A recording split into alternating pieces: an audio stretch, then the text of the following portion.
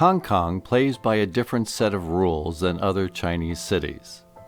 Unlike the rest of China's population, who live under a repressive one-party state, Hong Kongers enjoy certain civil liberties and participate in a limited form of multi-party democracy. This has created tension between authoritarian China and relatively liberal Hong Kong, as China seeks to extend its control over the city and Hong Kong's residents seek to expand their democratic rights. In this episode, we'll explore in depth the political system of Hong Kong. We'll learn about who controls what power in the city, glean information about the source of the current unrest, and perhaps shed some light on how free Hong Kong really is and for how long the freedom it does have will last. This is the World Politics Podcast. The British seized Hong Kong from Qing Dynasty China during the Opium Wars and expanded the colony further through a 99-year lease. When the lease was up, Britain agreed to cede all of Hong Kong back to China in exchange for an agreement stating that Hong Kong and China would be one country under two systems, meaning Hong Kong would keep its civil liberties and capitalist way of life. This agreement only lasts for 50 years, however, and in 2047, China will no longer be bound by the treaty to keep Hong Kong free and autonomous. Hong Kong's government has some similarities to that of the United States. It has multiple political parties which are allowed to compete for power. It is a founding document called the Basic Law, which defines and limits the government's power like the U.S. Constitution. And it has legislative, executive, and judicial branches with their own powers and responsibilities. How free and fair are the elections that the parties partake in, though? How robust is Hong Kong's quasi-constitution? And how well do the city's checks and balances work? The answers to these questions helps explain the strife which played out in Hong Kong's streets during the Umbrella Revolution in 2014 and again in the protests of 2019. To start, let's take a look at the factions vying for power. While there are many political parties in Hong Kong, there are three major camps which comprise the political landscape: the pro-Beijing camp, the pro-democracy camp, and the localist camp. The pro-Beijing camp falls on the conservative end of the political spectrum and puts their emphasis on the one country portion of the one country, two systems structure. They historically source much of their support from an interesting alliance of the corporate elite and leftists, but have increased their range of support in recent years to form a big tent conservative and Chinese nationalist coalition. They have always controlled both the executive and legislative branches of Hong Kong's government, despite never gaining a majority of the vote. We'll see how when we discuss elections in Hong Kong. The pro-democracy camp is a liberal alliance of parties which push for civil rights and liberties and a free and fair democracy. They have a diverse set of political orientations, including both center-right and center-left beliefs. But they all agree that Hong Kong should be more democratic. They have consistently outperformed the pro-Beijing camp in vote totals, but remain in opposition due to the nature of Hong Kong's electoral system. The localist camp is the smallest camp. Like the pro-Democrats, they exist in opposition to the pro-Beijing faction, but are, in large part, more militant and nativist.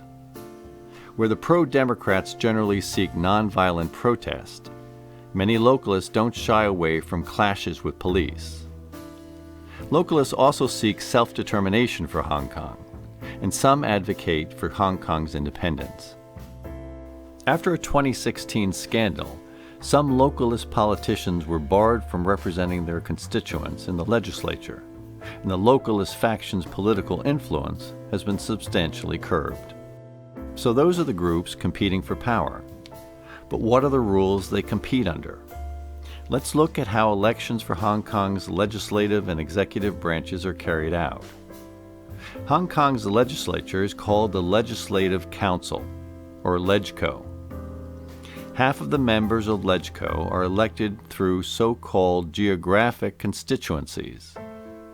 These geographic constituencies elect members for each district through party list proportional representation with universal suffrage. This means that anyone in a district may vote in their district's elections for these councilors, and these seats in the legislature are given out proportionally to the parties based on the vote totals. So far, this looks like a democratic system. But now we turn to functional constituencies. Functional constituencies comprise the other half of LegCo and are divided up not by district, but by economic sector. Certain sectors of the economy get to vote for seats in these elections, and the entities who are counted as comprising these sectors is usually very limited. For example, there is the finance functional constituency, which consists entirely of 125 banks, which vote as if they are people and not companies. This functional constituency scheme is the main factor which has kept pro-Beijing parties in power in LegCo, even while winning minorities of the vote, since Hong Kong's big businesses back them. What's more, candidates have been barred from running for LegCo seats due to their political beliefs. In 2016, several localist candidates were prevented from running because they would not sign a form saying that they believed that Hong Kong is a part of China. Now let's turn to the executive branch of Hong Kong's government. The executive branch is headed by the Chief Executive of Hong Kong.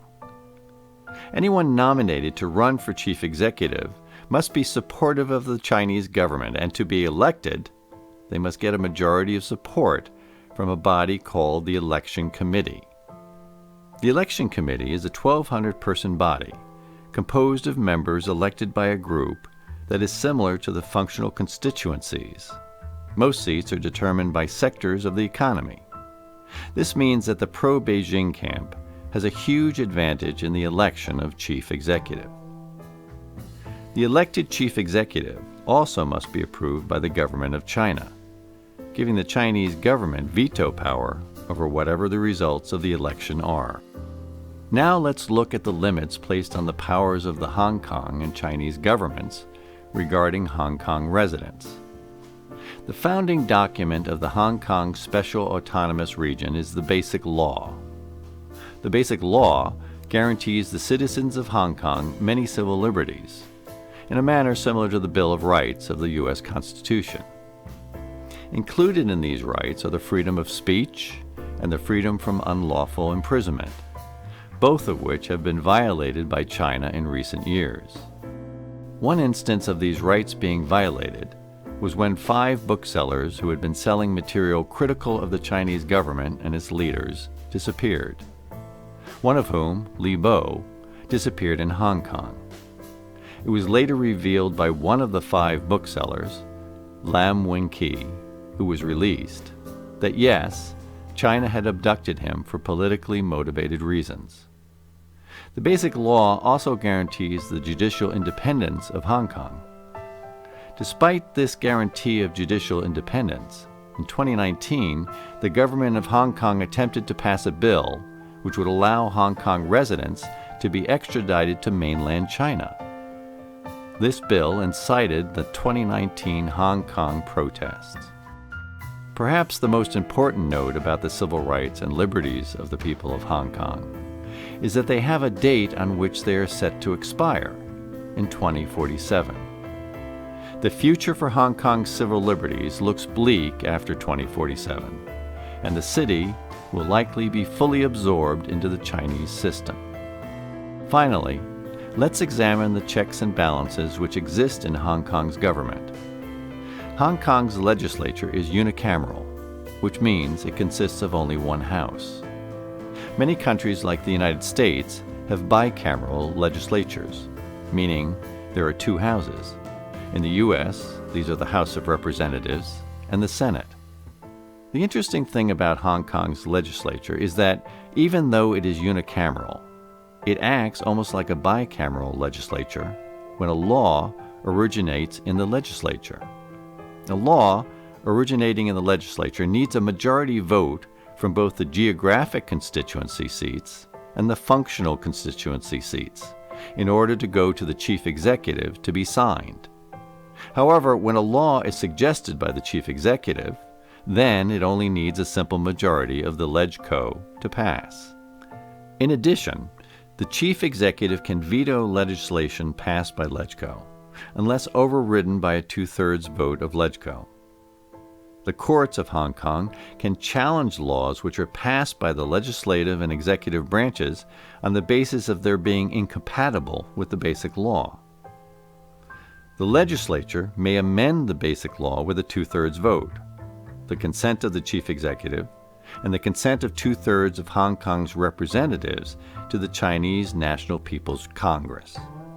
The government of China has the power to unilaterally interpret or amend the Basic Law as well.